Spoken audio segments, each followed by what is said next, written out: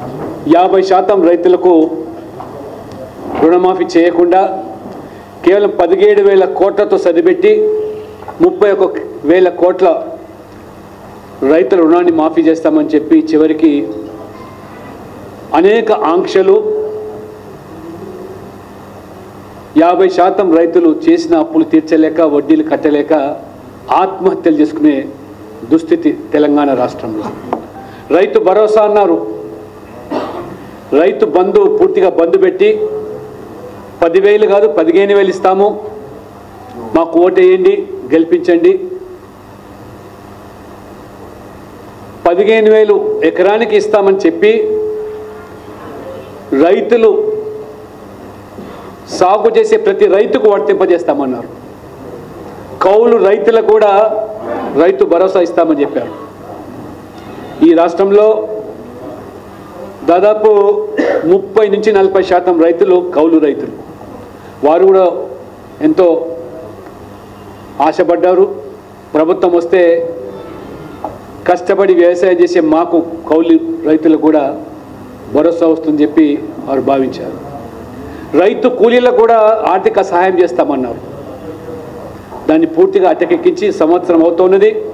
రైతు బంధు లేదు, రైతులకు భరోసా లేదు. ఈ ప్రభుత్వం మీద భరోసా కూడా రైతులు కోల్పోయారు. ఈ సంవత్సరం కాలంలోనే 1000 మంది రైతులు ఆత్మహత్యలు చేసుకునే దుస్థితి వచ్చిందంటే వీళ్ళ 6 గ్యారంటీల అమలు కేవలం ఓట్ల కోసం మాత్రమే.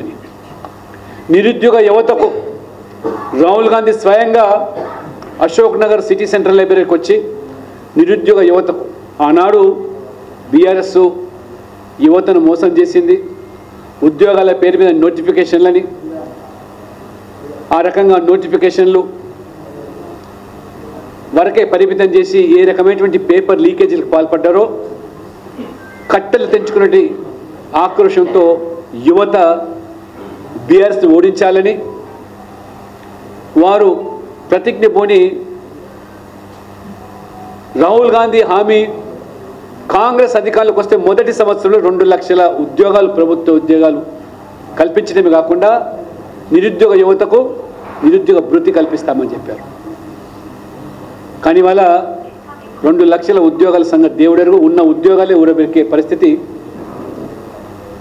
ఇవాళ నోటిఫికేషన్లు, రూల్ ఆఫ్ రిజర్వేషన్ అమలు చేయకుండా నోటిఫికేషన్లు ఇస్తే అశోక్ నగర్ సెంటర్లో 1000 మంది విద్యార్థులు యువత ఉద్యమిస్తే లాఠీలు జులిపించారు, తలలు పగలగొట్టారు. విద్యార్థులు అమ్మాయిలను చూడకుండా ఏ రకంగా లాక్కొని వెళ్ళి బంధించి జైలు పాలు చేశారు. ఇది యువత ఈ ప్రభుత్వం